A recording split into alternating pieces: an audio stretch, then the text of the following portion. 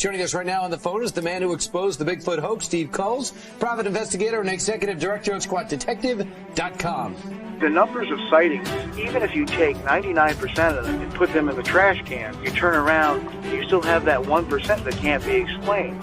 Well, we need to explain it.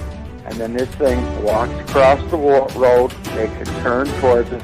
All I can remember is flipping the light on, and I see this creature. Went to look forward, and there was a big black thing, is all I can call it. The whole time, the whole thing was shadowing us, right behind us, right on the side of us. I still see that damn thing to this day. It wasn't 20 feet from me. You could see it standing from the moonlight in the tree line. I was just scanning right to left, and it reminded me of like a gorilla. Get somebody out here. Son of a bitch is about 6'9", I don't know.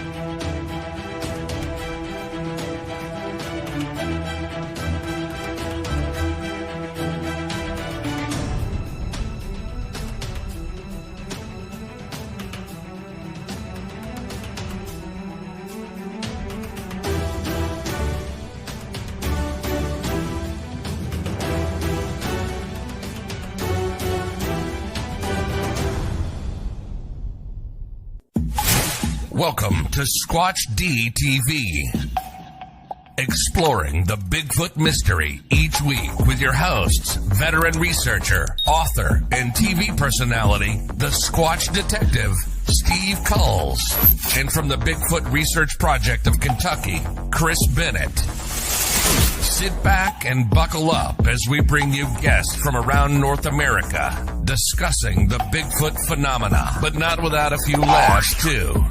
Here are your hosts, Steve and Chris.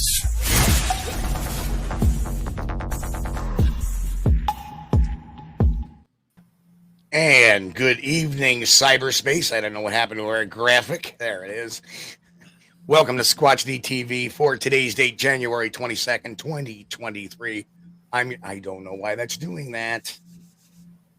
Right. And the show is rolling. Of course. It's going to... With or without us. Here I don't even have that picture selected, let alone... yeah, there's something funky going on with this photo thing on my computer. So, but anyway, welcome to Squatch-D TV for today's date. And with me is my co-host down there, Mr. Chris Bennett. Hello, Chris. Steve, how you doing, my friend? It's good to see you. Doing wonderful. I hope you guys are enjoying this nice, warm weather. Yeah, warm weather. Okay, yeah. How much snow you guys got coming? Yeah, well, it looks like we're going to get the full 5 to 8. Oh, man. Oh, I'm sorry. And it is it's a balmy 32 degrees right now. Well, okay. During the day, it's been like really nice. I mean, t-shirt weather here in Kentucky. But at nighttime, yeah, you probably want to put on a jacket.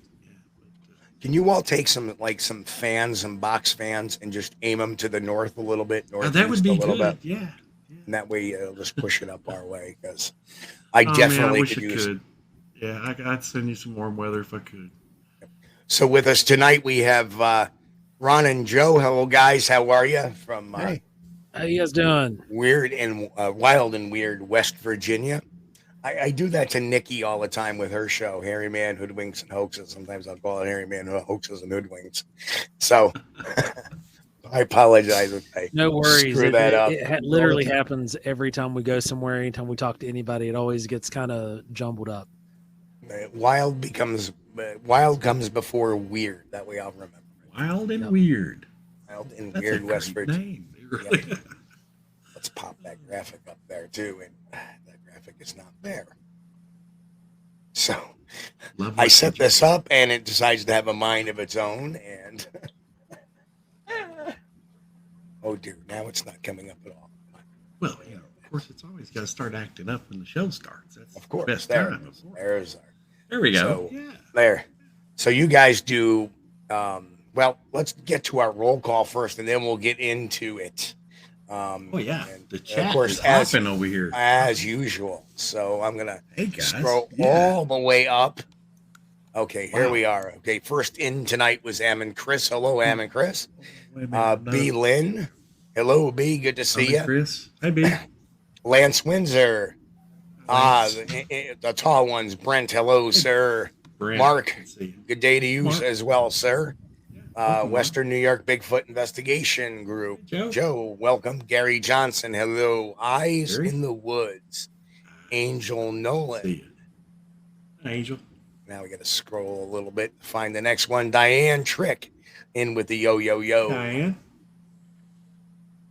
Grasshopper, DM Zabo. Grasshopper. Up, and Matt popped in to say hello from Central Florida Bigfoot, and he's got doing editing tonight. Don Fuller, hello, Don. High five, Chaser, good to see you, sir. Wade Wood, my old friend, good to see you, Wade. Who else? Lil Kilroy is here. Lil Kilroy, all right, I love that. Daniel Weeks, Daniel, there he is, our top commenter, man. He is banging those comments out. Helping the algorithm. Thank you, sir. Kate Bishop. Hello, Kate. Good to see you. Super Britches or Sugar Britches. I'm sorry. Sugar there we are. Now that's funny. I like that. Sugar Britches. And I have a feeling I know who that is. Michael Haywood. Good to see Michael. Jen's in the house as well. Jen. Good to see you, Jen. Charlie Wanton is there. Oh, hi, Charlie. Hello there. I think Michael Haywood, if we hadn't said hello to Michael Haywood. Raptor Crazy in the house. Raptor.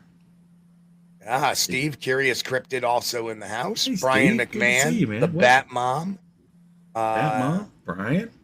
Prairie Fire. And Flyby Stew. Flyby Stew. That's a new one on me, I think. And the Buckwist crew is in the house as well. Hello. Buckwist. I wonder if that's Mr. Steenberg. Or could it be Mr. Bigfoot Okanagan hiding behind that? I don't know. We shall see. I see Kyle Fowl, Cole, Joe Dryden. Yep.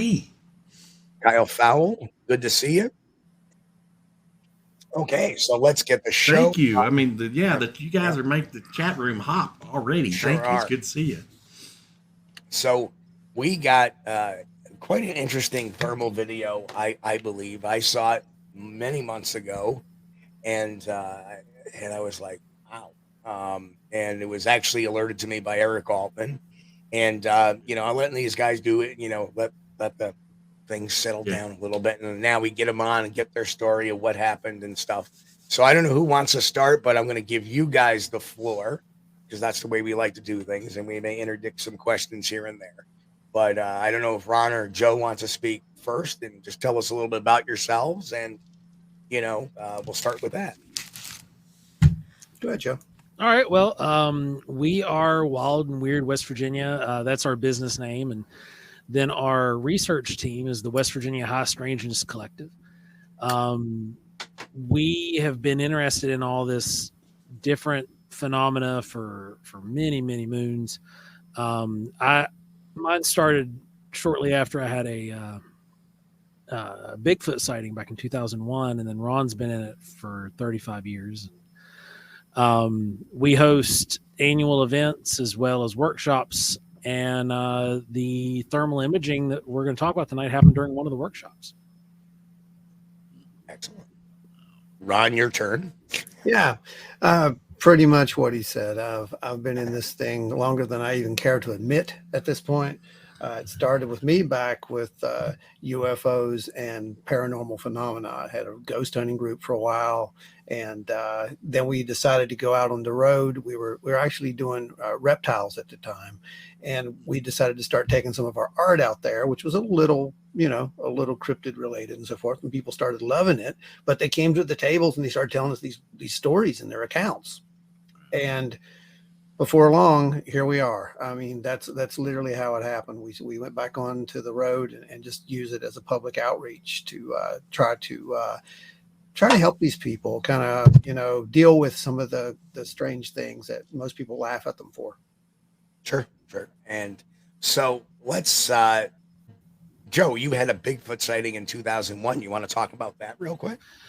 Yeah, we'll go over it real quick. So I was going out. There's Chris. Chris is frothing at this one. All right, Bigfoot side. There we go. It was the weekend after Labor Day, and I was out doing some squirrel hunting, and I was going to go check on one of my deer spots, and it was over in a clearing where they do some clear cutting for paper timber.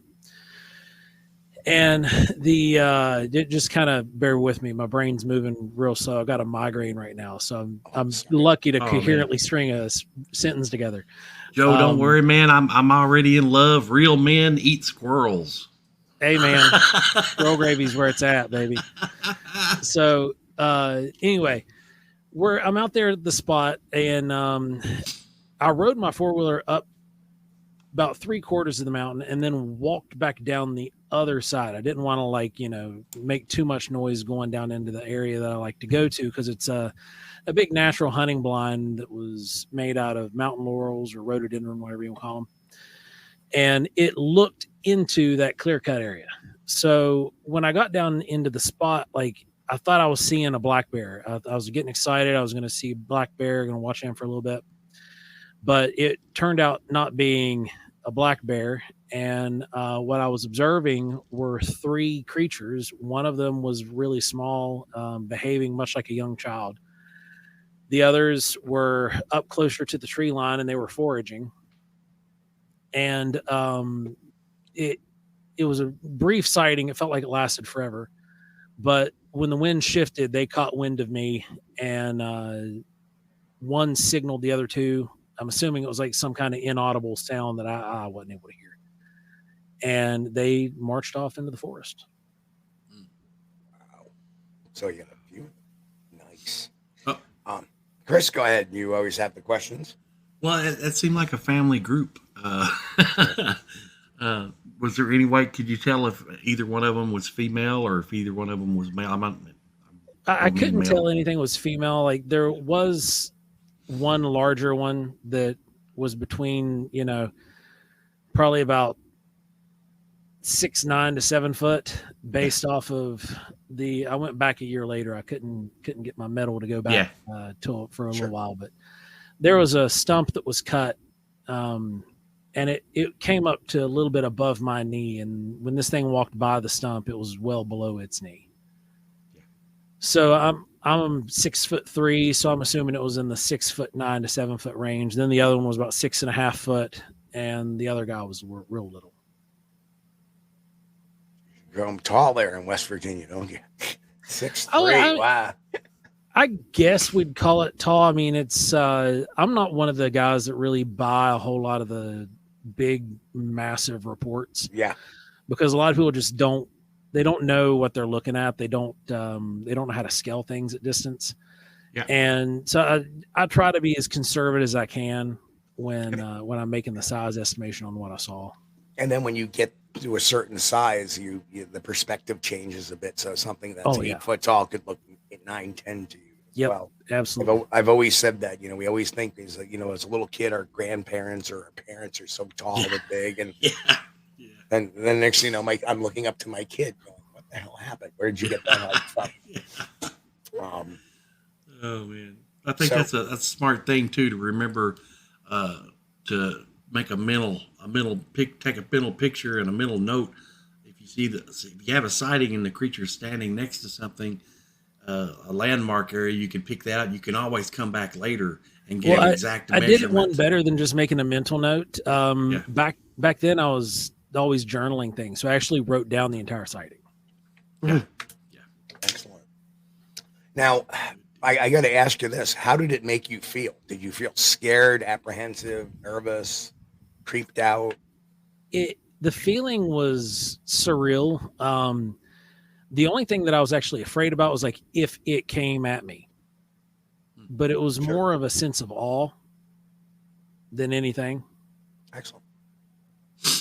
The small one, would you say it was like a toddler size, or a little bit bigger than a toddler? Probably 5-6 year old kid size. So it's in that 3.5-4 foot range. And I was mostly fixated on it because as I was watching it, it was doing like not full cartwheels, but these things where like put its hands on the ground and throw its feet around and it would spin and jump. It was like it was playing.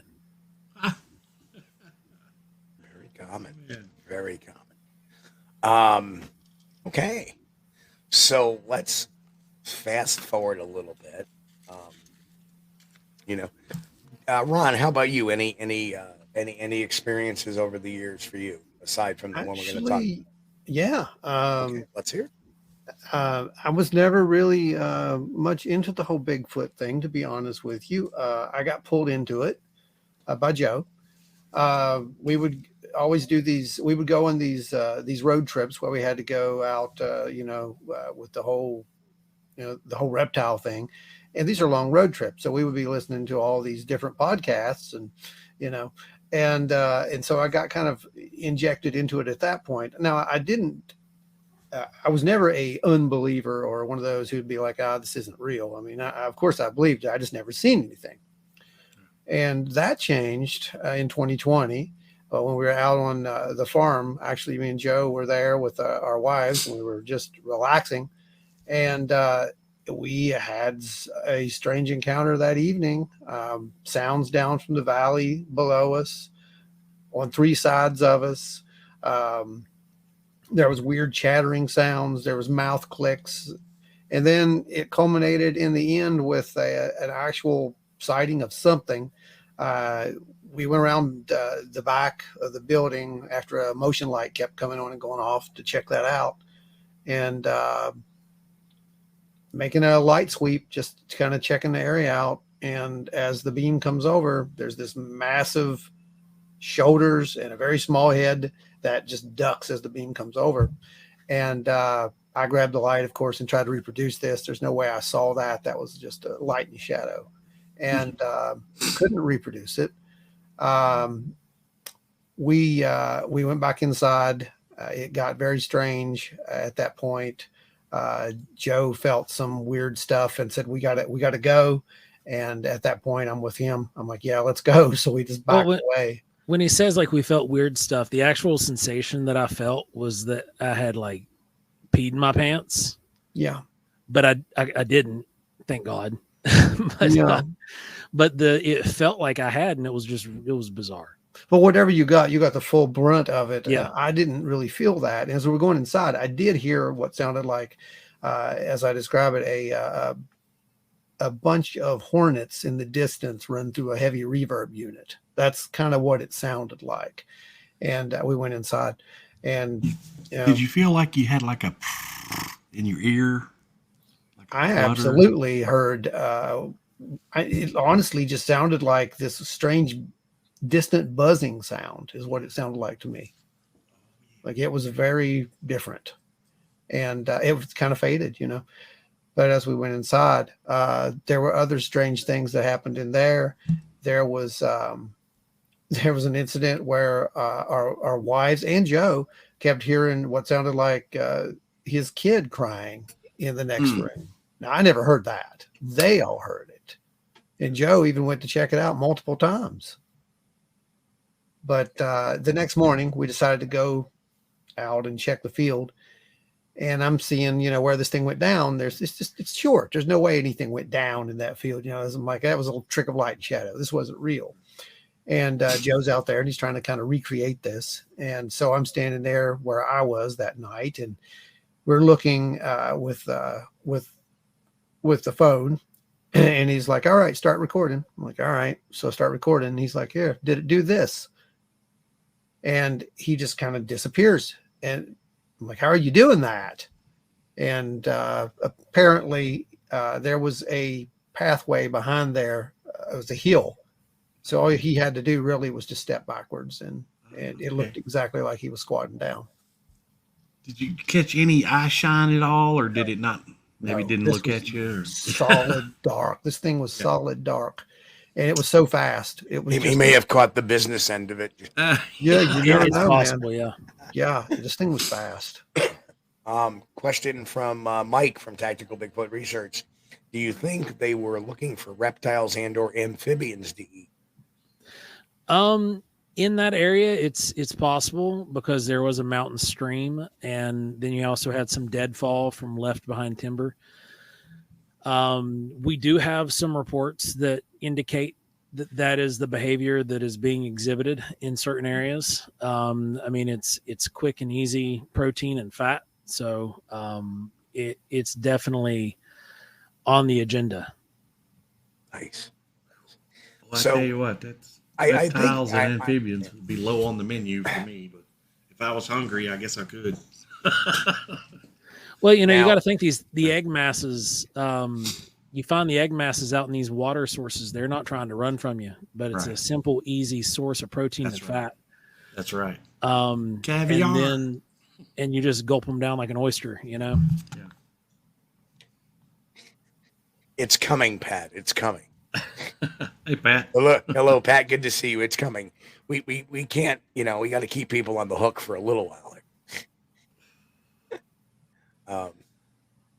Excellent. Now, I think when Chris meant, did you feel any ear flutter, Ron? I think he meant physically. Did you feel any vibrations? No, I did not. Okay. No. So, okay. All right. So let's fast forward to your event you had last year. Let's describe what was going on, and I'll let you guys walk through it. And, whoever wants to take the mic from each other, go right ahead. Well, Wild and Weird Con is an annual event that we host. We have it at Chief Logan State Park. We use the lodge there. And we do a workshop the night before. It's like a VIP workshop. Small group of people, we take them out. They're normally shown how to use night operation equipment.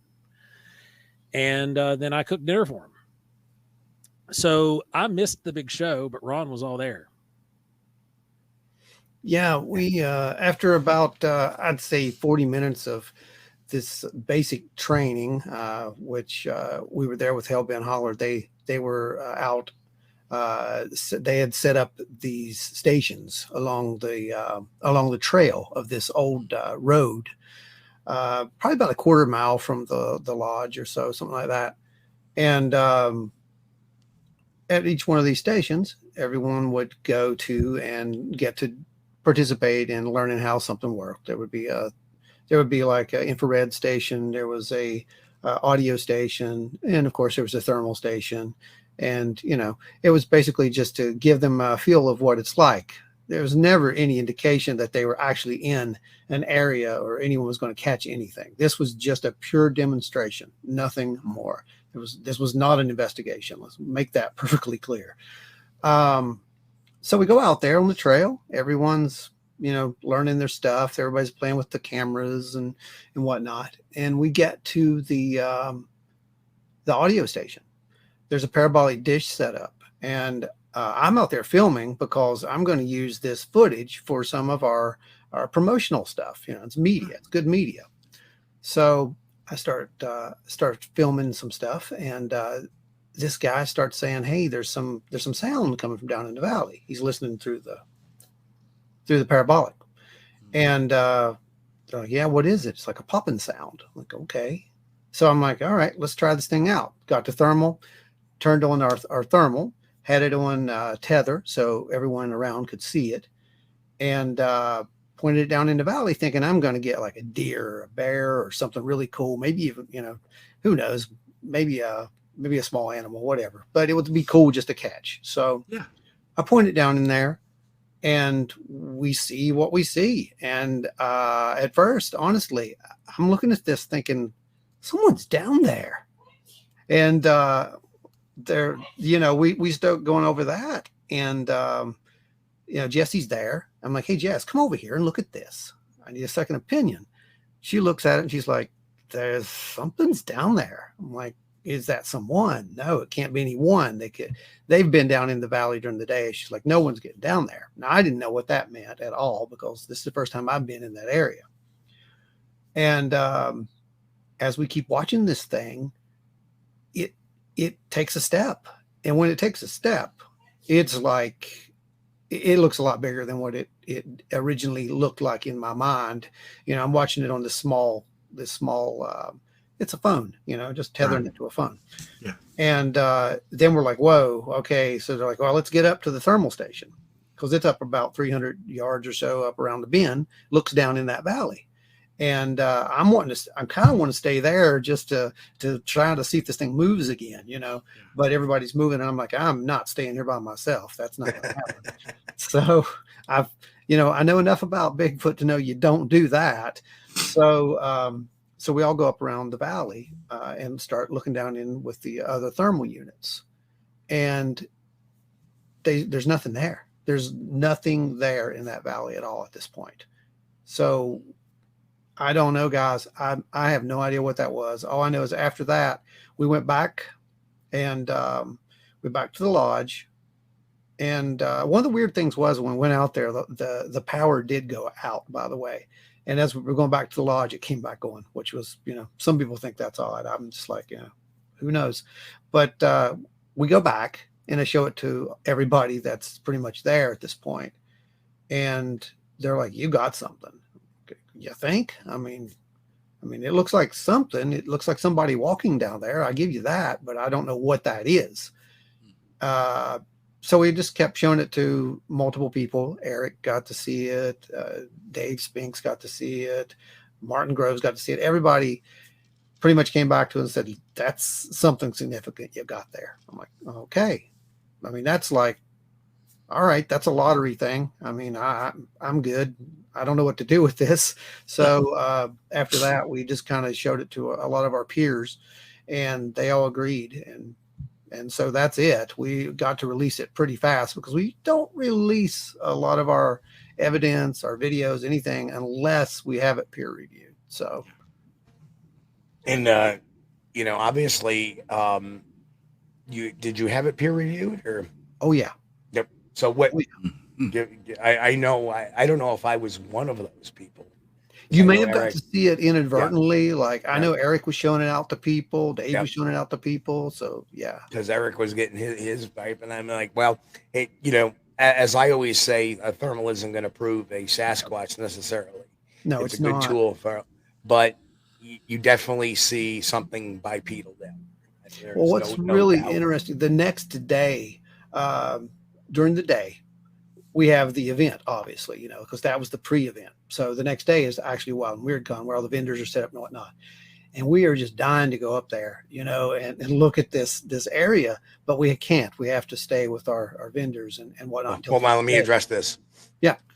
Yeah, we already showed it, Grass. No, I'm just kidding. We haven't showed it yet. Your back's still in time.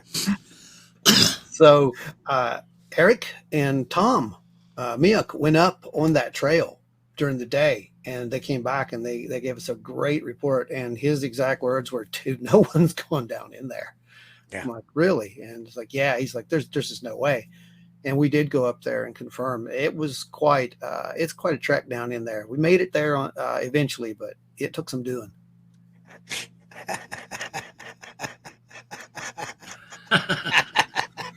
Grass just came back. I hate you, Steve.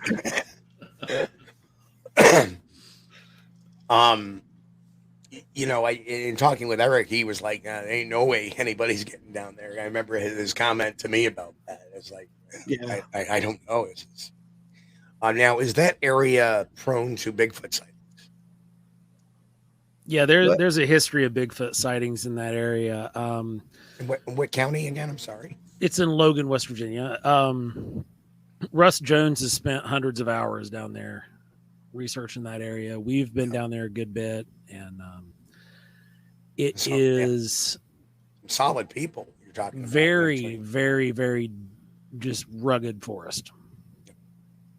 Now, so when the thermal was shot, that was at night, correct? Mm-hmm. Yeah. And so with the terrain being rugged, there's like no way nobody was bebopping around down in that valley. No, and there was no flashlights either going on. Right. The thermal would have definitely, and we had IR. Remember, there's an IR station. We would have picked that up as well. So, right. I mean, I'm open to all suggestions at this point, but it's it's different. Now, before we get to the film, and poor Joe, you were stuck cooking at that time, weren't you? Yeah. So cooking in the dark, Joe. Cooking in the dark. Yeah, I was cooking over a campfire, making everybody a big pot of camp chili. Oddly enough, since we were talking about that earlier. Return of the chili. Made some hot dogs and some other stuff, and I've got my radio on me. And Ron, I messaged Ron to say, "Hey, the power went out," and so we're just cooking by starlight. It was beautiful. The moon was still like 2 hours behind the horizon. So there was no moonlight. It was just stars. It was really neat. So let me get this straight. You're cooking chili. Yep. And a big chili event. Or stew? This is chili. Okay. So let me get this straight. Now, was the event center nearby? The lodge was near me. They were about a quarter mile away. So you know, shortly after, probably. Now, what time did this thermal happen? It was right around 8 something, as I recall, I think. So, you know, the sounds of the forest happened after about midnight. All you heard is...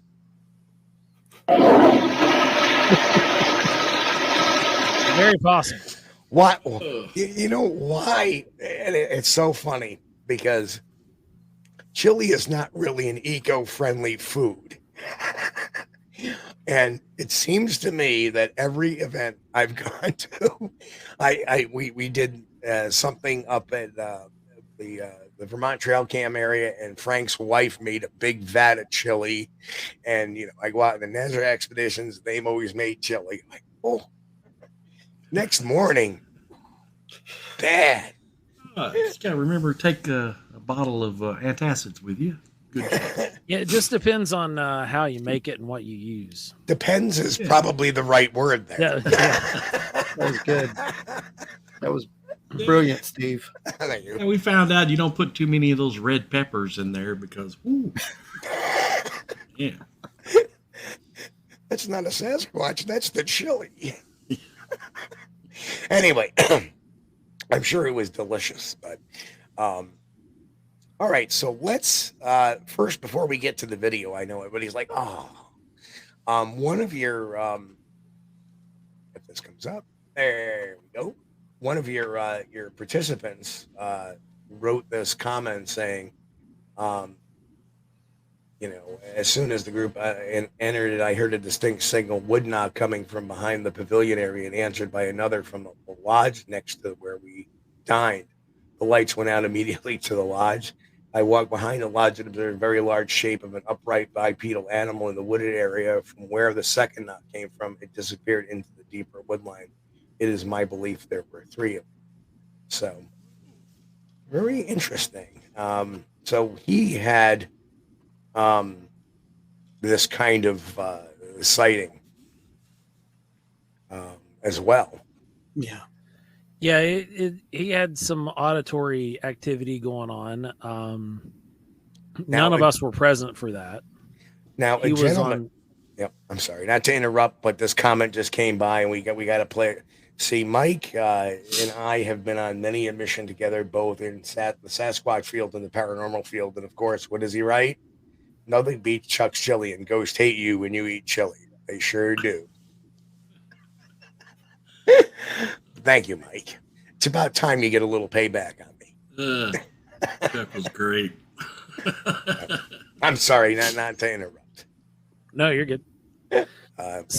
He was on, Martin was over on the other side of the lodge from where I was. And the lodge complex there is fairly large. So I didn't hear anything. But again, I'm standing over a crackling fire. So. And, you know, obviously this is very fascinating stuff because you have an eyewitness report that's independent of this event going on the other, you know, this is completely 2 different areas of the park. And I've always said that, you know, with the event going on, it must have drew up some curiosity. Then they decided, let's stroll over there and take a look. But well, it's not just with the event. There was a girl that gave us an eyewitness report the very next day. who was there during the big 2020 shutdowns and everything. And when they were, she worked in the kitchen. And when they were throwing away a lot of the food that was in the freezers from the restaurant, she had gone out to go do one of the evening, dumpster tosses. And she saw something that can be described as a Bigfoot digging in the dumpsters. And when it saw her, it ran down over the hillside. Wow. Yep. And that would bring them around. They hear activity, that means food. Opportunist. Yeah, right. Okay, so let's show the video clip. It's 53 seconds long. I appreciate you guys letting us show this tonight. So here we go.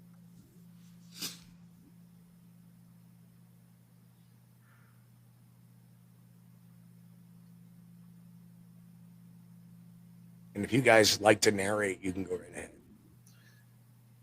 At this point, we're just more or less just trying to figure this out. And I think this is about when I asked Jess to come over and have a look at what this was. And yeah, that was her head that just came through the image there. And now she's looking as well. And this is the interesting part. This is where it kind of seems to be bringing its hand close to its mouth or head or whatever there. And it's kind of like, I mean, that looks like something kind of bending over a bit and then walks away. Yeah.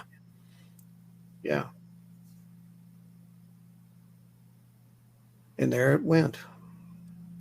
Show that again for everybody. That is interesting.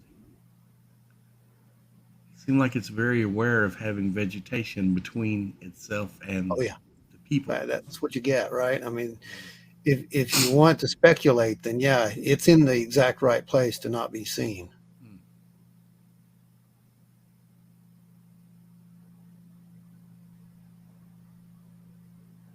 But you can clearly see it bending down and standing back up, and then it looks like those red dots on it are actually, that's the temperature threshold. Yeah, that's the red hot. Mm-hmm. Yep. So that is the hottest part of it that's registering. And there it goes. And it was in the mid 30s this night as well, as I recall. Yeah, it was 37, 38 degrees now.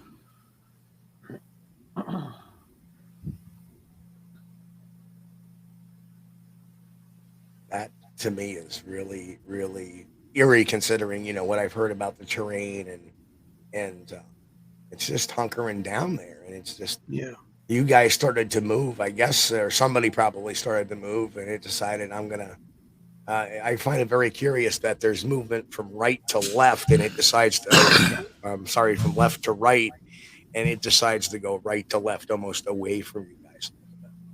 Well, at that point, Jess is pointing down into the valley. She has a light, and she's also trying to get the infrared camera down in there as well.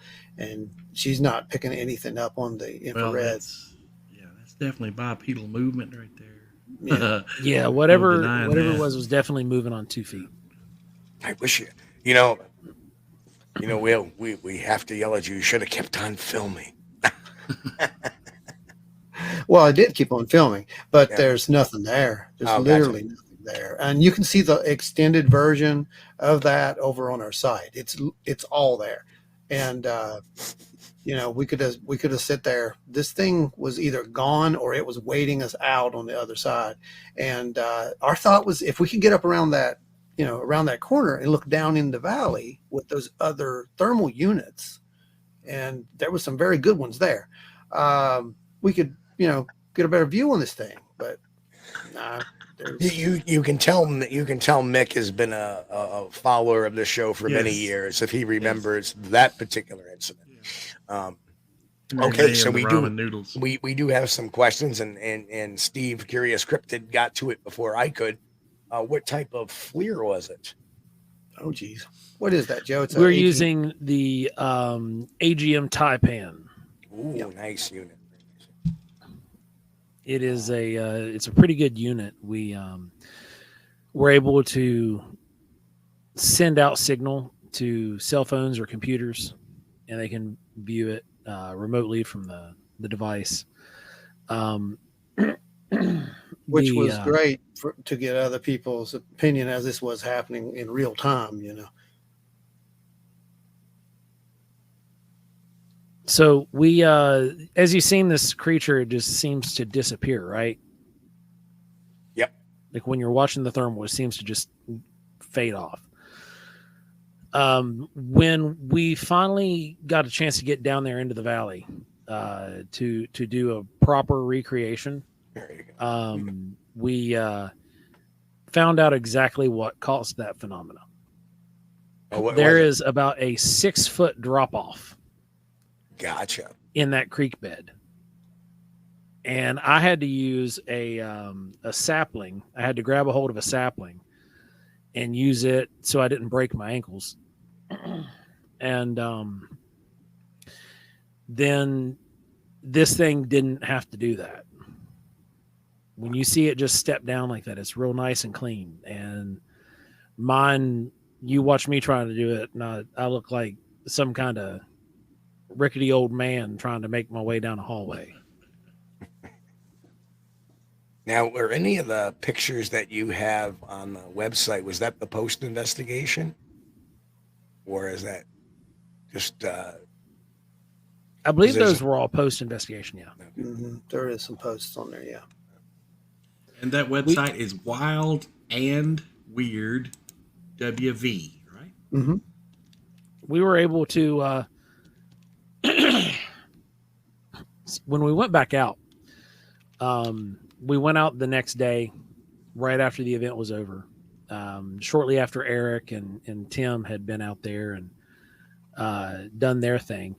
We were going around. I was looking for any kind of sign of something large that would have moved itself from the upper portion of the hill down into the valley. And we were able to find quite a few impressions in the ground. And we found one footprint that was in the mud, and we actually cast it and brought it back. There were visible toes in it. And once we let Tom Shea review it, he actually thinks he saw some dermaglyphics in it. Yeah, we got the picture up on the screen. So, yeah, you can right there. It's like, dude, that is interesting. Fascinating. So,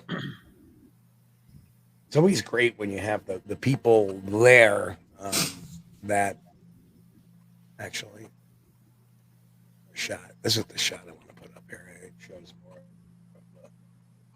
There we go.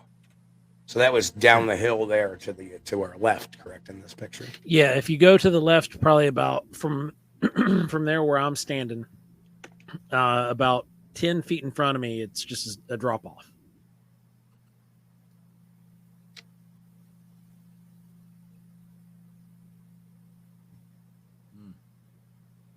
Yep, and Joe said that. Well, can't say it's definitely a Bigfoot, which we said that in the beginning. Yeah, but it's not pareidolia. There's something was there that night. Walks up. Yep, absolutely. It's interesting. So, who has the cast right now? I'm really curious. I do. Oh, okay. Do you have it handy or no? I can go grab it. Can we do show and tell, please? Yeah. Yeah. Ron, keep him busy for a minute. Give me okay, I'll do that. Sure. We love show and tell on this program. We do. We do. We do. Because that's going to be the next question. People are going to go, where's the cast? Where's the cast? Yeah, the cast is real. It is there. And so are you hooked now, Ron? Are you hooked? Man, I got to tell you, here's the thing. After having the first sighting of what could have been a Bigfoot, I guess, in 2020, I kind of got hooked at that point. But it was just, to me, it's more amazing to me that it's more prevalent. I think that was my thing about Bigfoot originally, was that, oh, this is a rare thing. This is, I mean, come on, how many people really see this? I think a lot of people really see something out there. I think there's really something out there. Not all of them are Bigfoots. And, our number one thing is we try to debunk stuff and get it out of the way as much as we can, as fast as we can, or send it to peer review, etc. But a lot of people don't do that. And they watch a lot of these programs on TV and they think automatically, well, that's Bigfoot. Well, I would have never guessed that there's the potential that a lot of these are actually something. Okay, if you know what you're looking for, the tracks are there, the evidence is there, and we just walk over it as we're out in the forest all the time. I'm pretty much convinced of that at this point. Yep. Now I don't know what they are, so if anyone wants to ask that question, that's my answer. I have no idea what these things are. This is being undercover. How did you know something was possibly there? I think you had mentioned that you were hearing noises. Oh, and that's a great question too, because we were talking about this not too long ago. Someone said, well, if it was so big, then, it would be making a lot of sound, right?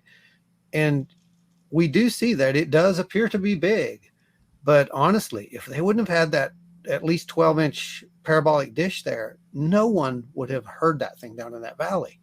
We only decided to even turn those, that thermal down into that valley because someone said, oh, there's popping sound. I'm like, oh, cool. I'm going to get maybe a shot of a deer or a bear or something. Right. Yeah, it was. And so I guess the answer to that question, Gary, would be that this didn't occur at the thermal station. This actually occurred at the parabolic station. Yeah. And they heard something and he I was the only one that had a thermal on me, and I only had that because we were out on a separate. I'm out there trying to get a little bit of B-roll for our media presentation. Basically, is what I'm doing. I'm not there to investigate. This was the farthest thing from my mind at that point. Yeah, you're out there going. So have there been? And now this is. I don't want to give the location away too much, but here's another question. Are mountains close by? Thank you, Daniel, for the question. Oh, yeah. It's fine to give the location as far as I'm concerned, as far as anyone else is. This is an active park area. I mean, people are out there all the time, and it's by a road. I mean, there's actually a road nearby. If you listen to the video, you're going to hear it when we go back out there on the next video that I'll release here next week. Shows the actual follow-up, and that's going to answer a lot of questions about casting and the footprint and all that. And as you're watching it, you're going to hear the traffics. So it's not like this thing is like remotely out, hundreds of miles into the woods. There's just enough woods there for it to be. And I think that Joe hit it right. And I think whoever worked at the lodge hit it right when they said, it's opportunistic. It's probably this there because there's food sources. I mean, it's a good place. Why would you move from that spot if you're, looking for food, right?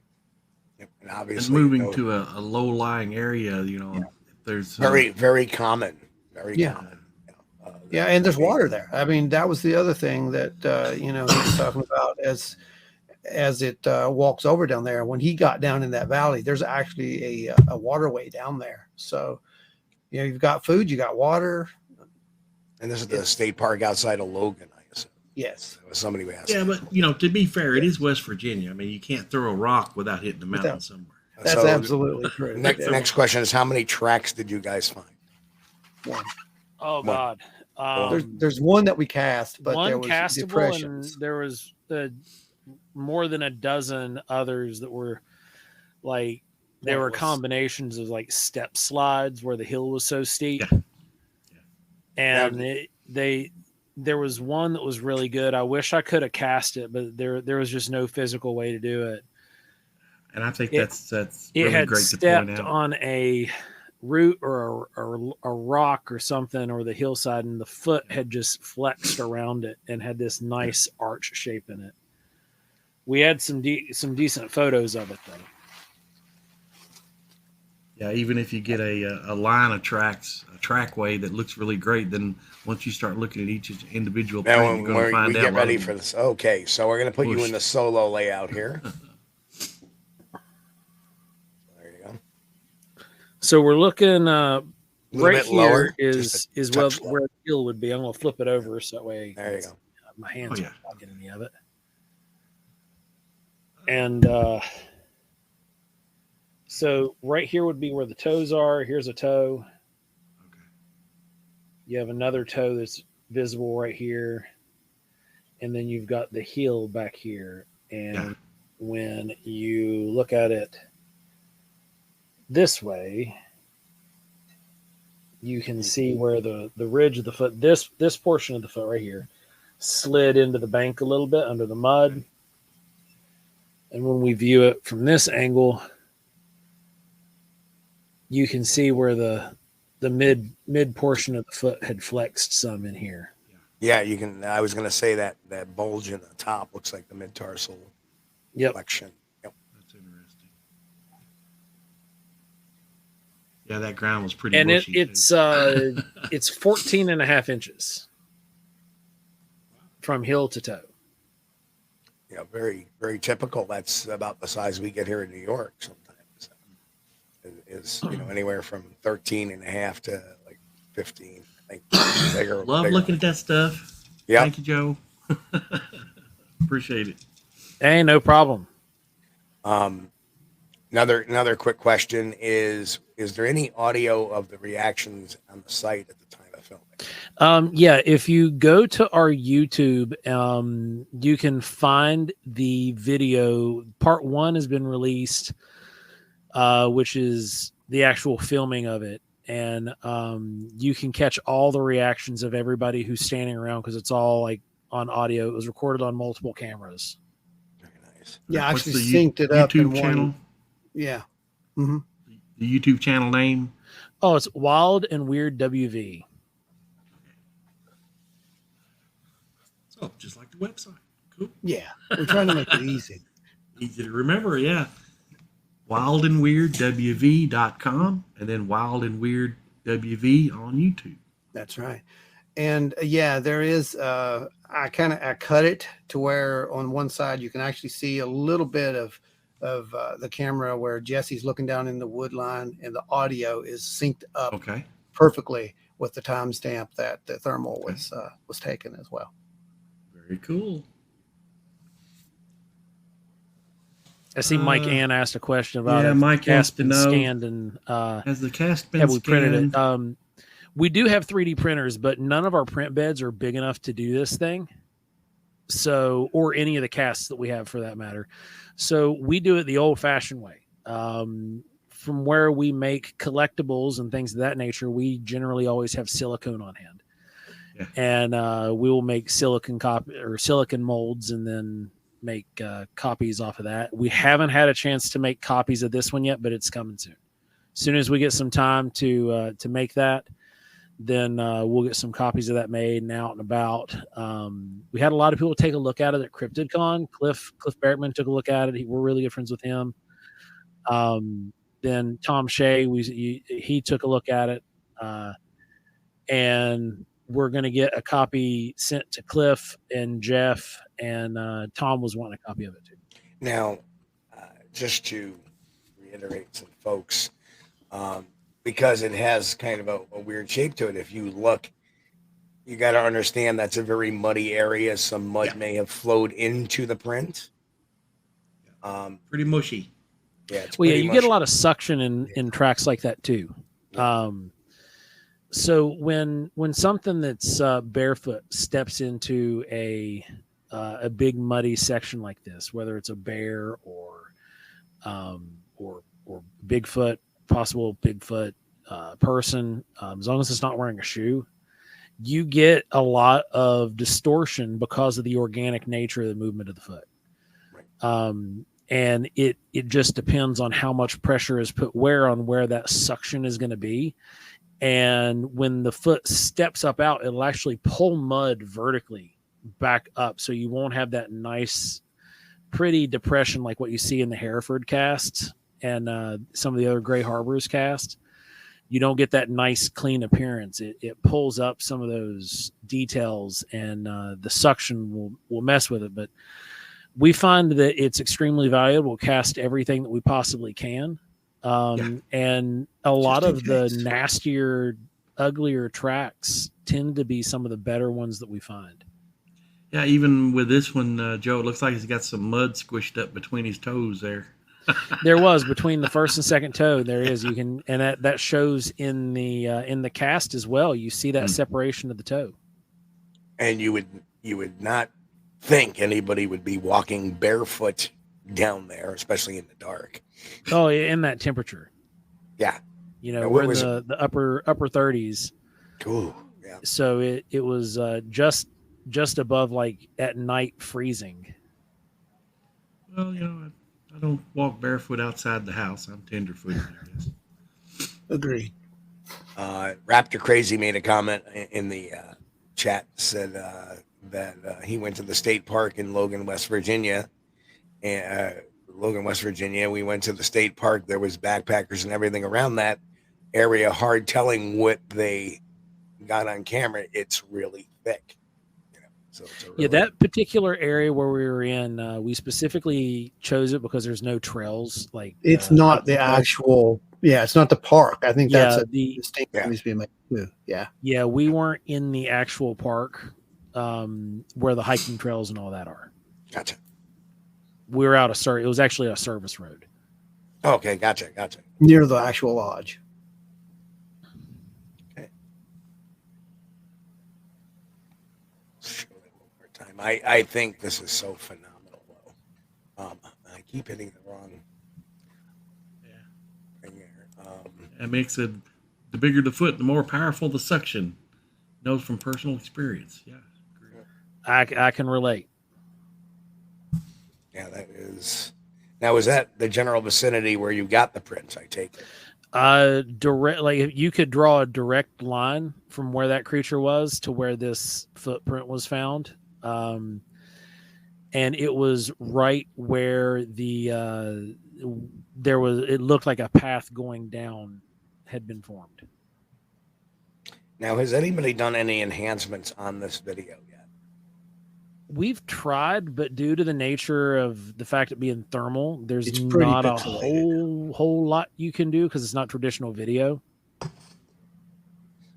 We're open to it. Yeah, I'll try. You know what? Tomorrow I'll try to give it a whirl and see if we can. Okay.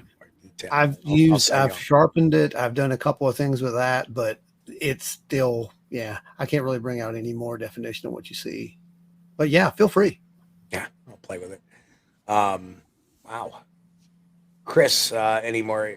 So what are your guys' future plans for that area? For that area, we're just waiting for more reports to come in. We're also planning on going down there and doing some knocking about in the woods, just going around checking things out, and adding it into our roster of research areas. The area that was down below where y'all had this thermal, was that down in that bottom? Is it a creek area down in there, or just it's drainage? a mountain stream. So what we're looking at is that that spot where this thermal was taken. It comes into a point, and you've got two fingers that come out, and it's the fingers of the mountain come out, and you've got this nice all hollow right here that the stream from the top of the mountain runs all the way from the top down to the bottom, especially when it's raining. And where this was at, you can see it in the thermal. It looks like the thing kneels down and then comes back up, and you've almost got this like hand to mouth motion. And it could just be us trying to interpret what we're seeing, but it appears that this thing knelt down, and where it was at, there was actually standing water, there was a little pool of water there. It wasn't perfectly standing. It was moving really slow because you got a really slow trickling stream. But there was water right there.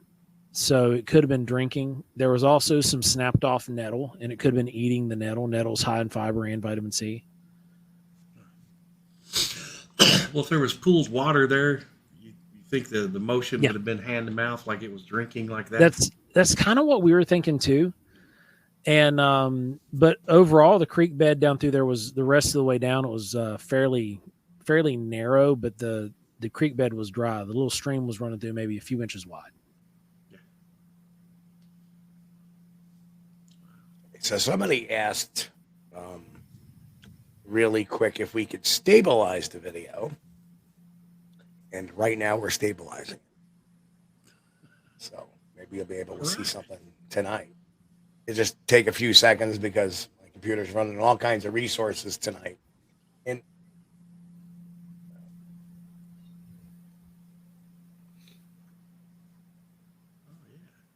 so for our folks on Amazon and iHeartRadio, and Spotify, and all the other audio platforms, you're going to want to check this video out over at Squatchdetective.com and check out episode 110. We're at 110. 110. 110. Golly. So. Don't seem like we've done that many, but I guess time flies when you're having fun. I really enjoy this new platform where we can show videos and stuff. This is great. Can we call it? The chat room can comment, ask questions. You guys are great. I just love it. Can we call it a new platform, Chris? We've been here almost 3 years. Well, it's still new to me, I drive a 2006, and to me, that's new. I'm not riding around in a brand new Bronco like some people I could mention. It's not brand new anymore. That's still new to me. Chris, very subtly, it's still new to me. Still new to me. Yeah. Sound like one of my video shorts. I'm always complaining about the Bigfoot videos. So, for folks who haven't caught Professor McGillicuddy, he had his first independent short this week over on the channel, and he tackles the question of, is the Earth flat? So you're going to want to check Professor McGillicuddy checking that one out. I'd show it here, but Chris would yell at me and tell people to go over there so we can get the views on it. Maybe some likes on it. Stop by the channel, especially if you're listening to the podcast. Stop by the channel and check it out. Squatch-D TV. I see some people over in the chat asking about a thermal recreation if it's been done, and yes, the thermal recreation was done. We released this stuff in like a episodic content kind of format because we've got day jobs and we got all kinds of other stuff going on. We're trying to get the info out as quickly and smoothly as we can. And that I actually got to watch the finished version of it tonight. I was really happy with it, and Ron did a great job with the editing. And that episode is going to be up this week. So you'll be able to catch the recreation this week.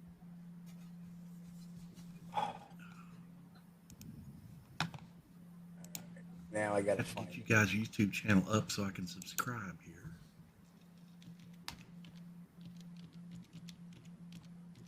Hang on a second. I'm going to have to close a window here because it saved it to my share screen. Just don't start playing. Yes, it is. Okay, I got it. Subscribe. Yes. Really?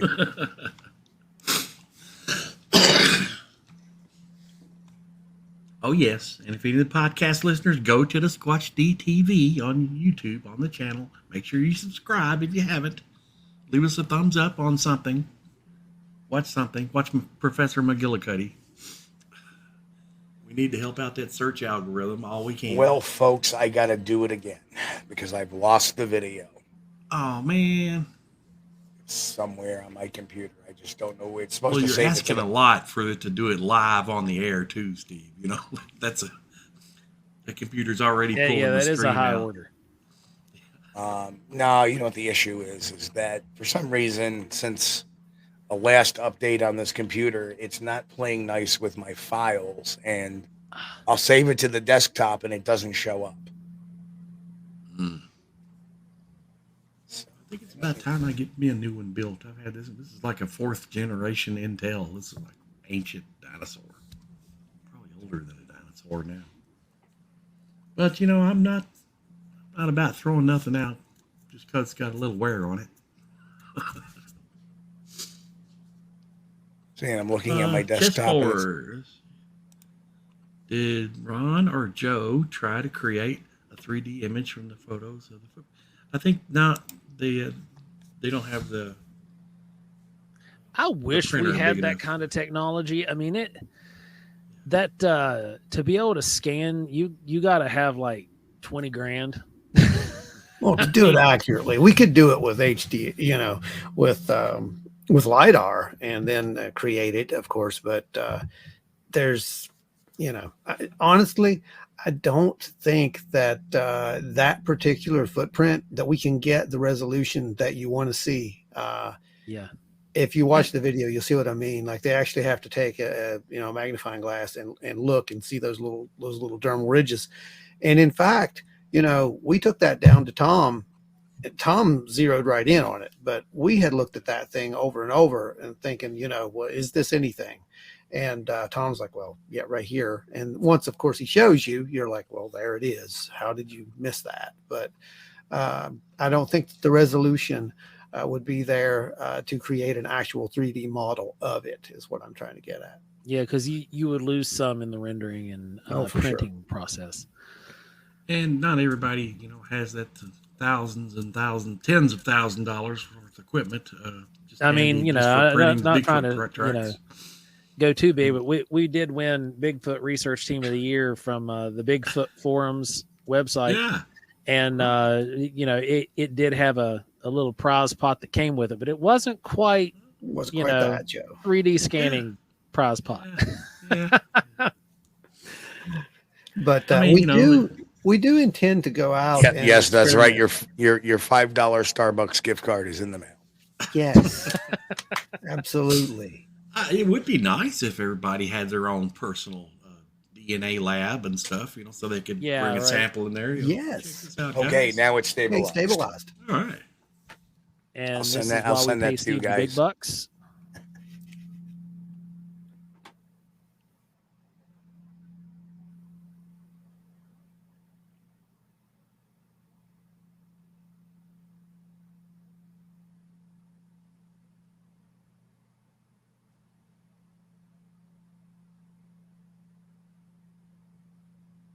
The best part about this is here and just saying you're going to see that leg lift up and you can actually see what looks like the bottom of a foot.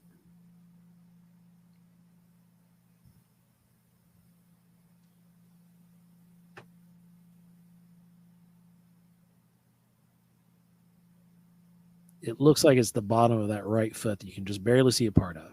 It looks like it has a very thick ankle. It looks like it's standing there with its legs not locked. The knees are slightly I'm glad you brought that up, Steve, about the ankle and the ankle to knee ratio and the thickness there. When you once we get it all finished, we'll send you a copy as well of the recreation. And the biggest difference between me and this subject is the leg size. Yeah, I'm trying to do a share so we can stop it, but it's very jumpy. So we'll just stop sharing it. And we'll just go back to the stabilized version. There we go. Yeah, and the ankle, I wish I could pause that. The ankle looks very thick compared, you can always tell the hoax costumes because they have a little bit of taper, where the foot and the ankle is, but I'm not seeing that in this particular.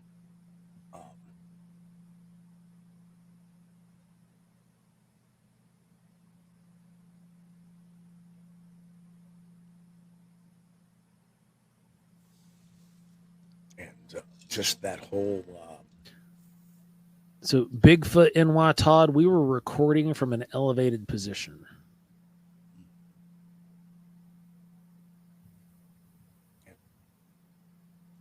And the interesting thing is that the ankle actually had a hot spot. Yeah, it did. And that, that would be very uncharacteristic, like if somebody had a boot on or something of that nature to me anyway. Back on. All right. We're getting there. So what I'll do is I will pop that in my high resourced editor tomorrow, see if I can't get a little more zoom on that. And especially that last, we'll slow it down. We'll do a number of things with that. So I would have done it tonight, but cankles. And anything worse than cankles is back knee. As in the woods. So, any questions in the chat? I don't want to keep these guys all night.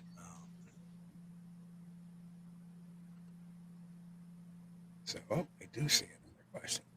Yeah, Mike's got a good point here. Wait a minute, it jumped. There it is. Concentration of heat in what would be the middle of the back. For most of them, yeah. But when it stepped off, there was a little dot right on the ankle there, foot area, which is very interesting. If it's seeing something that looks pretty hot all over, yeah, that's interesting. Yeah, that's true. The spots were like.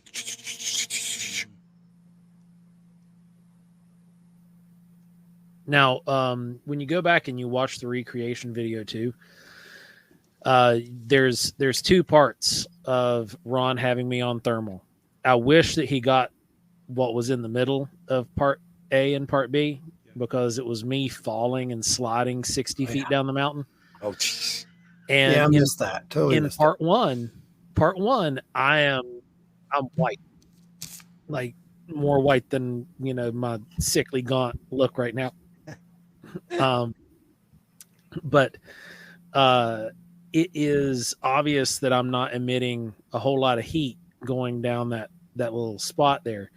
But after I fell and wound up, covered in wet terrain, and I took my jacket off, and from where I was kind of wet and damp everywhere from sliding down the hillside, and it had been raining and whatnot, my body heat was starting to emanate through that underlayer of clothes, and you can see the heat coming off, but you're not going to see it around the ankles and the feet. It stops just below my knee.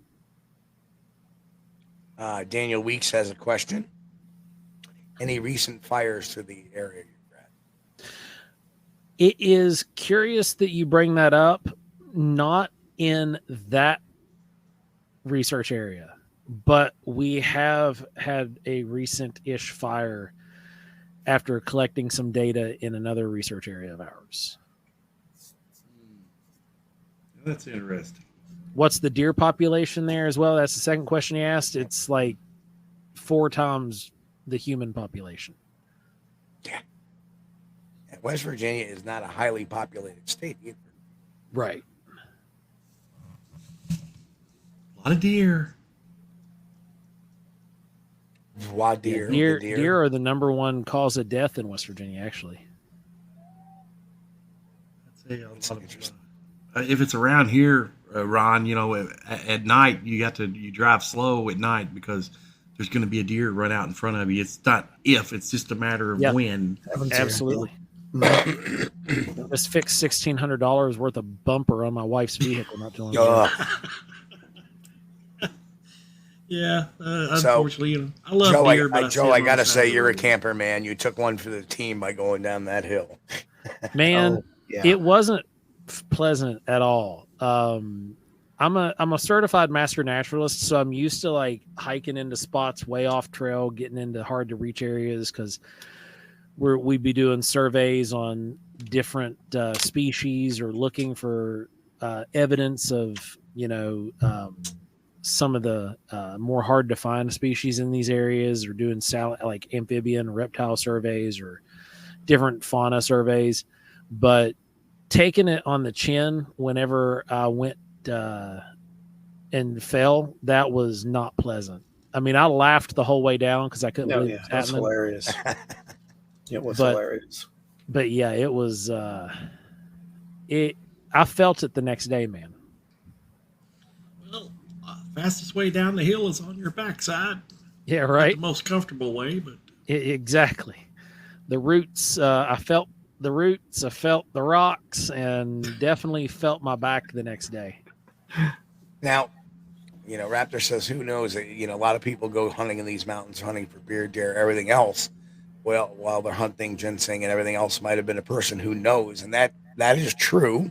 Yeah. Although it's 30 degrees at 8 o'clock at night with no light, down in a ravine. Down in a ravine. It's possible, but unlikely. I would think. It's like, well, I'm gonna, and then for them not to say, hey, I'm down here. For somebody to acknowledge that they're down there because they don't know who's up on that ridge. Could be somebody with a gun, and bang, because that's the first thing, is when you're in the woods and in an area where, you're off trail or whatever. And if I hear people on a trail, I'll be like, hello, hi, or something just to say, hey, human here, because I don't want to get shot in case they think it's something hunters else. Do get way back in the sticks. They do. They get back up many places where most people never go. Yeah, that's why there's ginseng there. That's why they're looking for it. Now, the only other question I would ask is there any illegal cannabis growing there? Oh, definitely not in that spot. Because it is state operated land. Gotcha. And they do a lot of like aerial surveys. Now there are some illegal cannabis operations going on in that county, and they do get caught on a regular basis. That's just something that you're going to run into, especially in southern West Virginia.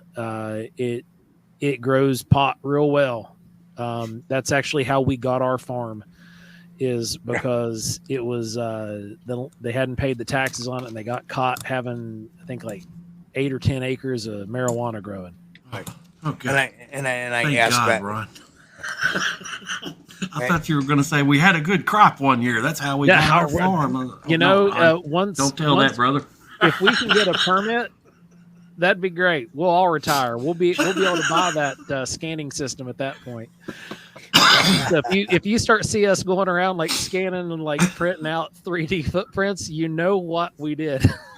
but I will say this. I will say this too, is that,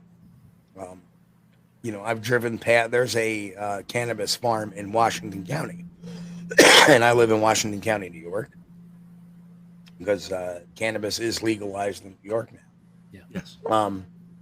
And it was probably 2 months ago, maybe 3 months ago, probably October. It was a warm day. I had the window rolled down. I didn't know where the cannabis farm was. I knew it was somewhere on one of the state routes. And I'm driving down, and boom, it hits you like, this is where the cannabis farm is. Right. You can smell it for acres. So if somebody was growing cannabis down where they were, they most likely would have smelled the farm itself. It's not,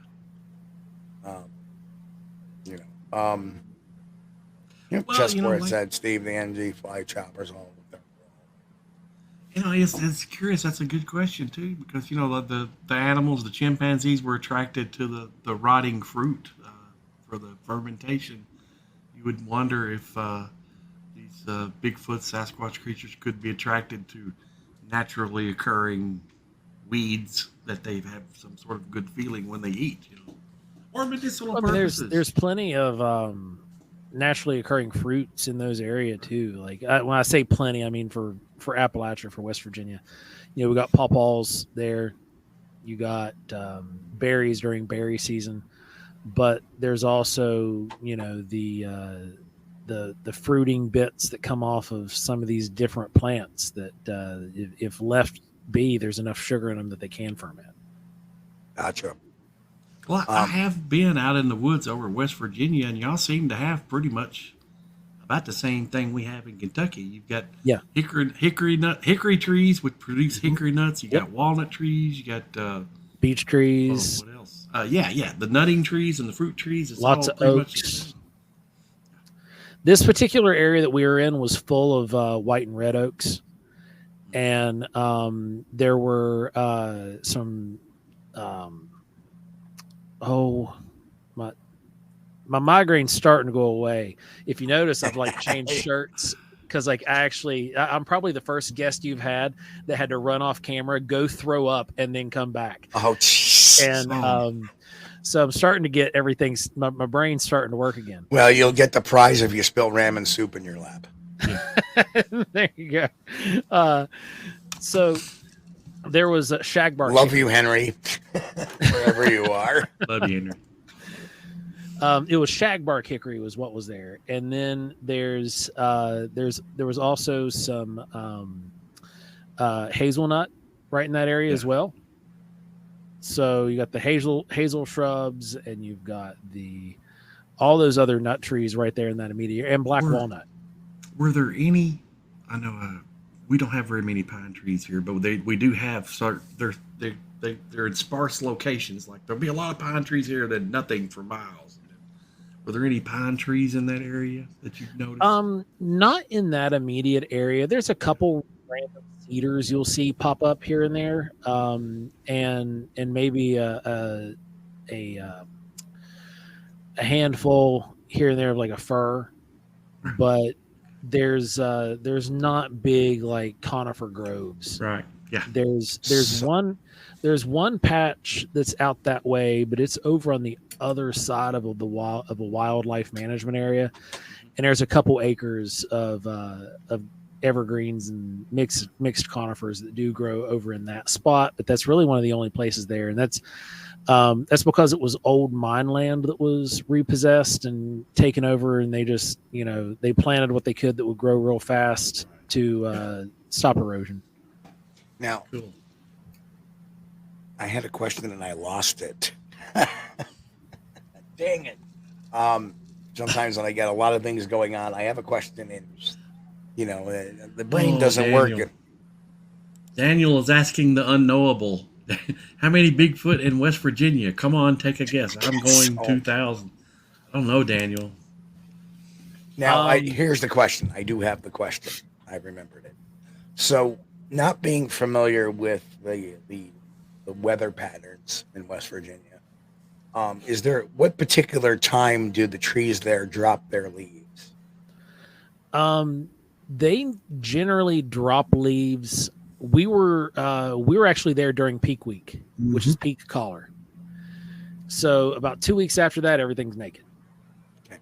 So my next follow-up question would be, have you noticed a lack of reports coming in from that time to when the leaves bud again and sprout? Normally we see it's not so much when the leaves drop off. We see a lack of reports starting to come in from the time gun season starts, like rifle hunting season. Once rifle season starts all the way to spring, we do have a little bit of a drop off. Okay. Now how does that compare to the leaves dropping? There's about a 3 to 4 week gap. So everything. So what I've discovered in New York, is that, my area is kind of unique because, the part of New York that has the biggest concentration of Bigfoot sighting is Whitehall, New York. Yeah. And between Whitehall is in between the Green Mountains of Vermont, which is deciduous pine and fir, and the Adirondacks on the east side of Lake George, which is predominantly oak, maple, and birch. What happens is, what we found is that about mid-December, when all the leaves have dropped, sightings drop off, and they start picking up after the leaves come back. So what we think is going on is the reason why Whitehall is getting so many sightings, particularly in the autumn, is that there's a movement between the Green Mountains and the Adirondacks, and they're going to the deciduous pines during the winter time. So, especially with the colder air that you guys have up there, and those really harsh winds that you guys tend to get coming off the lakes and everything, being in those deciduous pines and in the conifer zones is going to be the most shelter that they're going to be available to get. We do have heavy snowfalls here. Like, it's not unheard of for us to get 2-3 feet of snow, but the winds, we don't have those winds that'll just skin you to the bone, because it's so mountainous. And where you guys are geographically and geologically, the Green Mountains and the Adirondacks, they're in what's called the Great Upheaval Zone. Yep. So you have mountains with wide valleys in between them. Where we're at here in West Virginia, only the eastern part of our state really is part of the Great Upheaval. So like the Eastern Panhandle and right where the Mason-Dixon line. You know, if all of our listeners are looking at that picture of West Virginia on the map, that perfect 90-degree angle is made by the Mason-Dixon line. That section right there, that little green county there, combined with the Eastern Panhandle, which I'm going to help you out here, right here. If you're on this part, if you're on that part, that is the Eastern Pan. Hang. Can you do that again, Joe? Yeah. This is the international sign for West Virginia. You got the Mason-Dixon here, the Eastern Panhandle, and the Northern Panhandle. There we go.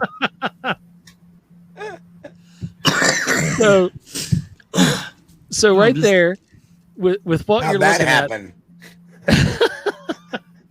That area where you got that 90-degree angle to the Eastern Panhandle, that's all part of the Great Upheaval Zone, and that is a really narrow stretch that starts just below there in northern Virginia, goes all the way up into the Adirondacks and into the Green Mountains. So you have big valley gaps and mountain gaps, which that's where you're getting those big coniferous forest zones in. The rest of West Virginia is the opposite side of the upheaval. So if you think of it like if you push together a rug from both sides of a room, you're going to get really big ripples on one side with gaps in between them. But then on the other side of those ripples, it's going to be really tight.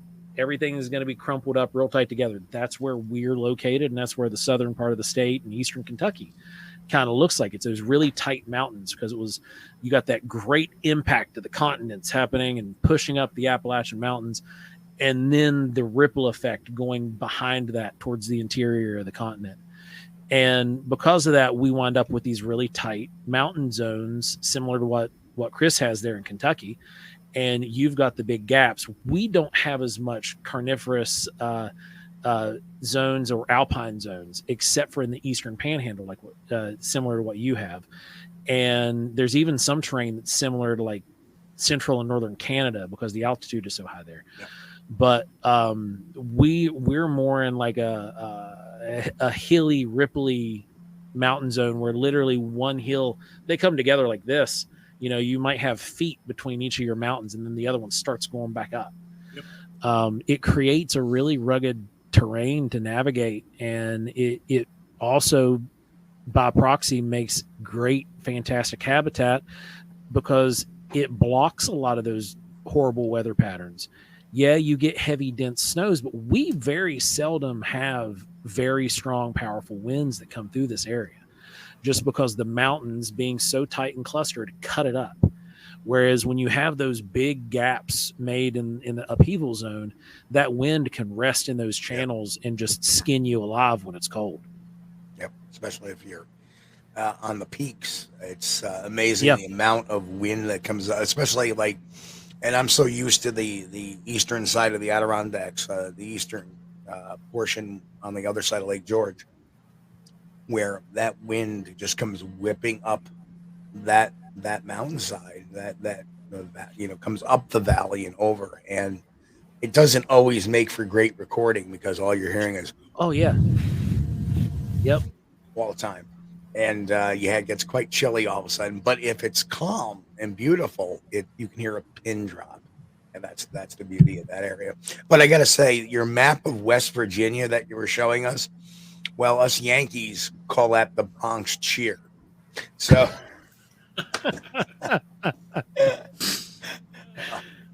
that's great.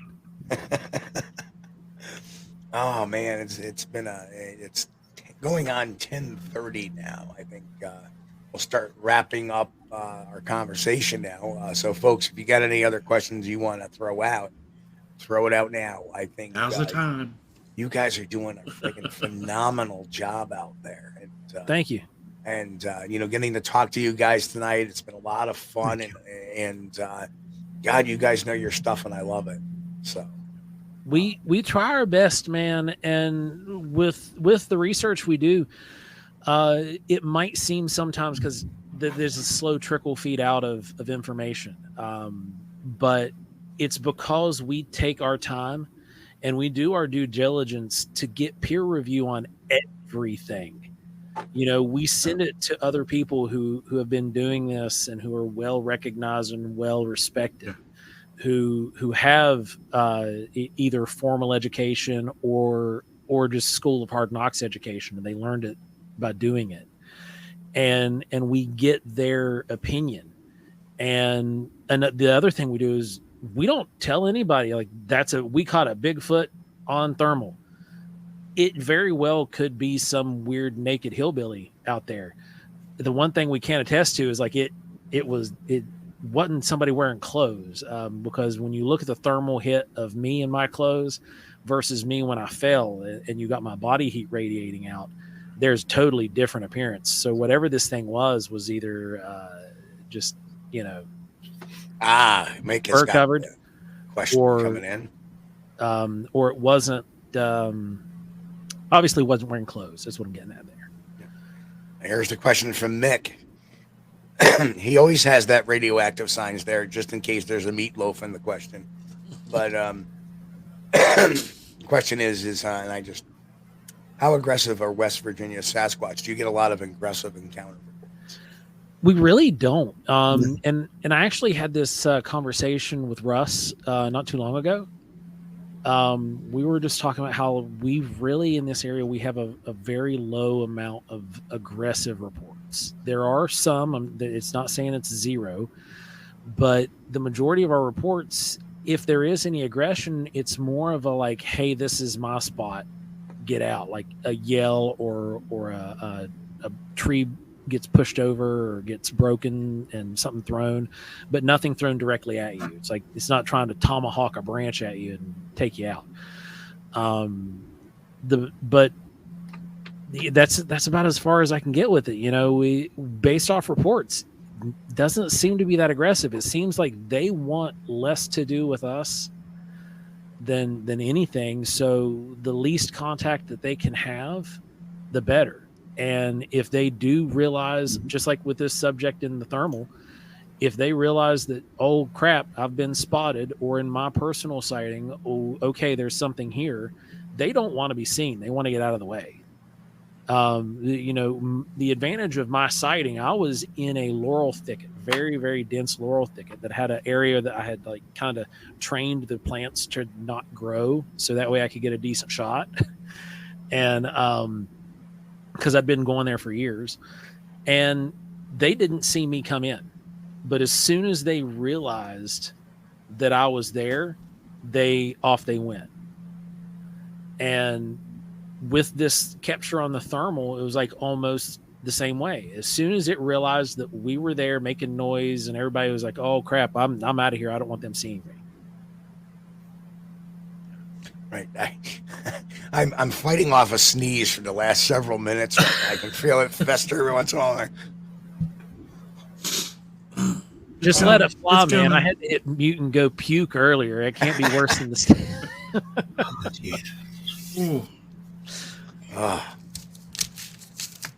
Anyway, that was a great question. Mick says that naked hillbilly, maybe he got in grandma's still,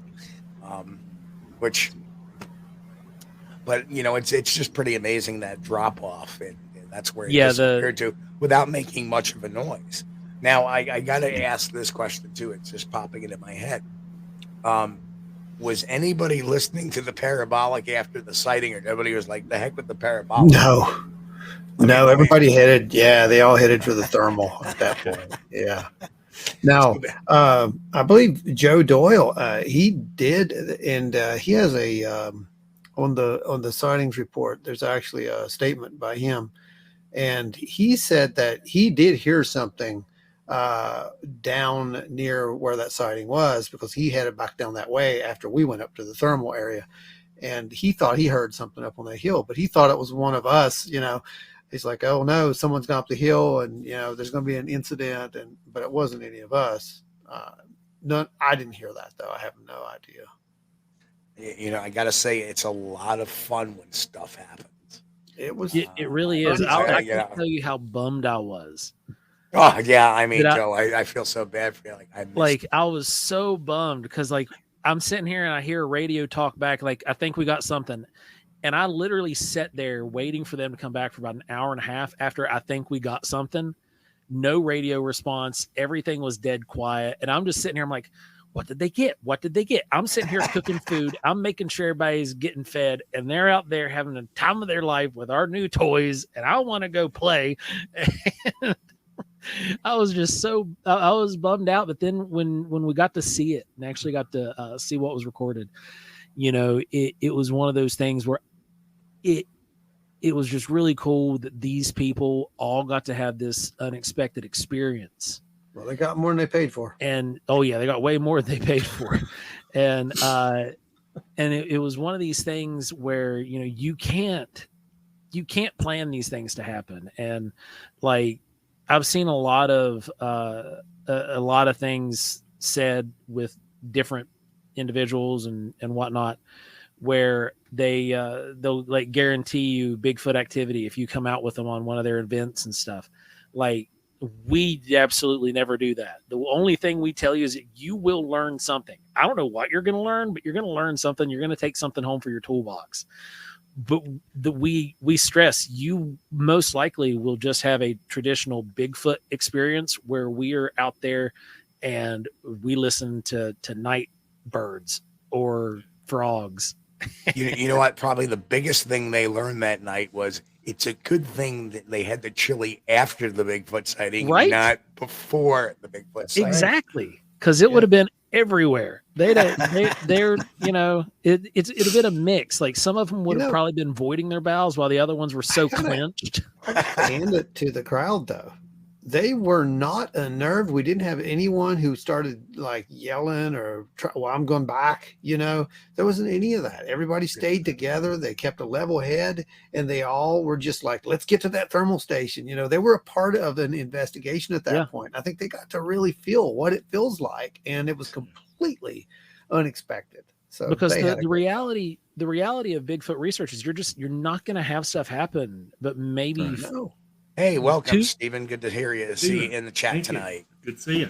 2% of the time, you might actually have something happen. Yeah. And the rest of the time, it's just a good time out in the woods. And these people got to experience something. And, you know, that's something they're going to hold on to. It's something that's going to stick with them the rest of their life. And, you know, it did light a fire under a few people, and now they've been going out and they're doing their own thing, and they're reaching out to us for some guidance and direction on, hey, what's this? And it's been great. So the fact that they got to experience that, I'm super excited about that. That was phenomenal. We couldn't have asked for anything, because it definitely, you know, you plan these events around this stuff. You find areas, because we do try to host our events and such in areas that there has been historic activity, just because we want to promote, you know, people getting out in the woods and doing stuff or doing proper research and that you never know factor, like that particular night. Right. Exactly. So you can get that wild card night like we managed to pull, and the likelihood of that happening ever again is so incredibly high that it's probably never going to happen again for a big group outing. But you know, it was fantastic. I was super excited for. Well, if there's any advice I can, because I've been at this so long, is, you know, you're at a high point. Don't let the nights of nothing going on kill your enthusiasm for it. Oh man, because you get there, and then, you know, the next time you go out, oh, nothing. See, you know, you gotta fight that. Like, oh man. For me, every time I go out in the woods, and Ron can attest to this, every time we go out together, I'm a trained naturalist. I get excited when I find a plant. Yeah, it's never boring. I mean, it's never like, boring. Oh, look at that moss growing in that tree over there.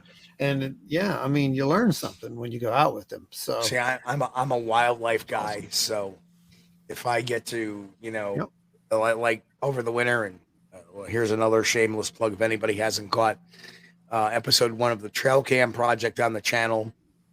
I've always lived in I moved here in August, and I quickly realized, man, I got a lot of wildlife here.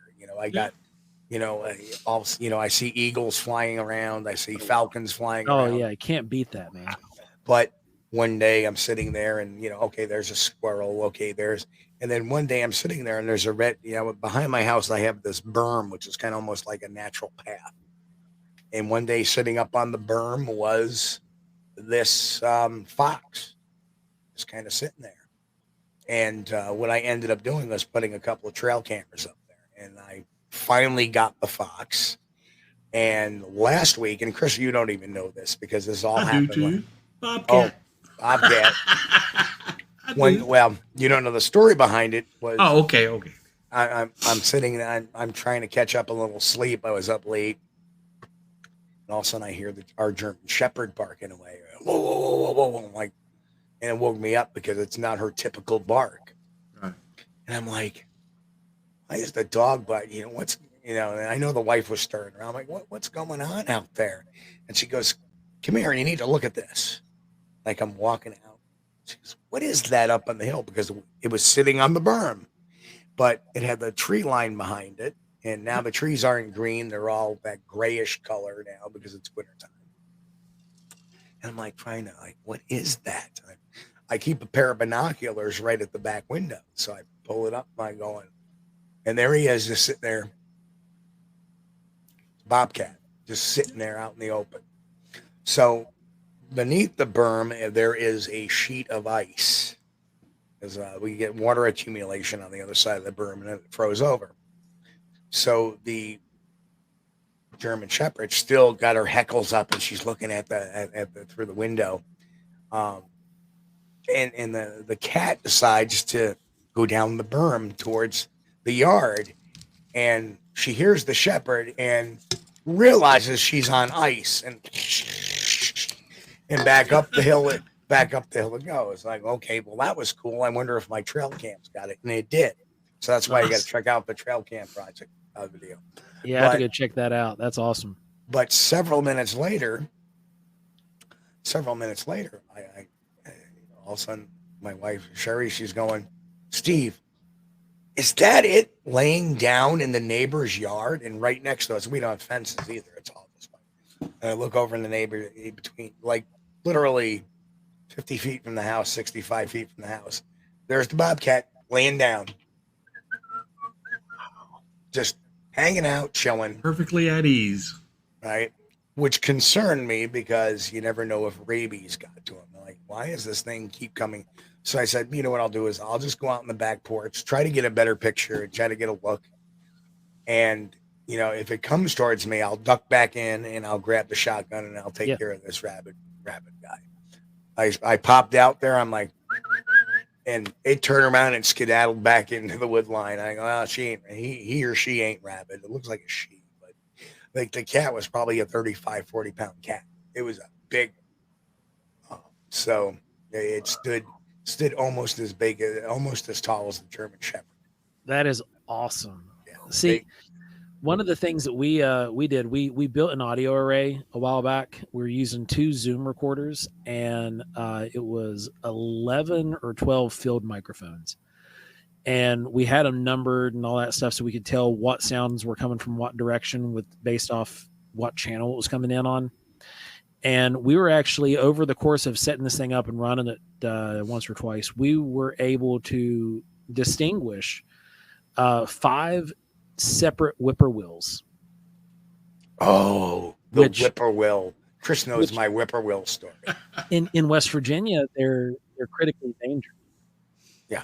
And the fact that in this one research area, we were able to distinguish 5 individual animals, because when we looked at the spectrum analyzer and we were looking at the audio signature, each one's just like, a thumbprint, We're like, okay, there's one and it's repeating. Oh, here's another one. And then we seen their each individual signatures.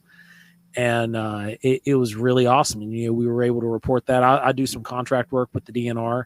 So I just picked up the phone and called the avian guy and said, hey, we got these animals here. And he was like, oh, really? Where were you at? And I told him exactly where we were.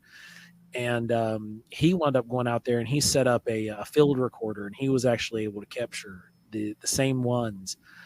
And he was just excited as all get out. And so were we. It was just, we get excited over that kind of stuff because not everybody's out there able to capture these things, but because we're out there doing, looking for subject A, we often find subject B and C along the way. Yep.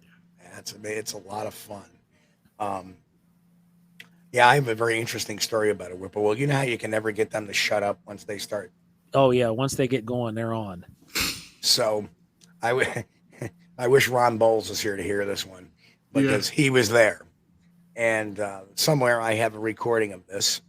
There goes Mixed Whippoorwill, Steve Savitberg. Yeah. So we're out in Kentucky, out at the Horse Cave Forest, or the park. Now, Chris wasn't with us that night, but we're out there, and me and Ron Bowles and this the KBRO expedition was there. So we had a good group of us, probably about 10 of us out in one particular area, and we're trying to record, and we're therming, and all of a sudden we hear, and it would not shut up, and it was loud as anything. Oh yeah. And I'm like, Ron, I'm gonna go out there and tell him to shut up. And all of a sudden you hear Ron on the recorder going, Steve, it ain't gonna work. I get out there, and then all of a sudden you hear, and then you hear me yell, do you mind? Well, you know that sumbitch stopped. He never did it again. So that was, 1 round to me, 0 for the whippoorwill. We don't have any shortage of those around here. No, you don't. Which I'm looking forward to seeing him again when I come down. Now, what part of Kentucky are you in, Chris? Right about the middle, around near the Mammoth Cave region. Okay, all right. Yeah, we Interstate frequent the 65 Lexington would be area right normally. about the center. Yeah, Lexington's kind of over to eastern side. Yep, we're in Lexington a fair amount, and it'd be fun to try to meet up with you at some point. Oh, sure, that'd be great. Anytime you guys get, well, that's good. That's like 2 hours and 2 hours and a half away from me. Yeah, it's what it is for anytime us you guys too. get in Like the that- local area, holler at me. But yeah, like we could get out in that way some and venture out a little bit farther one day, and we'll bring our track cast collection out and let you take a gander. You know what? Cool. I'm coming down, and Mr. Bennett knows I'm coming down in the first week of June. So maybe we can all get together. So, because I have a conference on June 10th, I believe, in Alabama that I'm speaking at. So I figured I'd swing down, stop, see Chris for a day or two, and continue on. We figure if Steve comes here the first week of June, the second week of June, we should have this mystery solved. Right. Yeah. That's how it goes, man. Oh no. Yeah, that's it.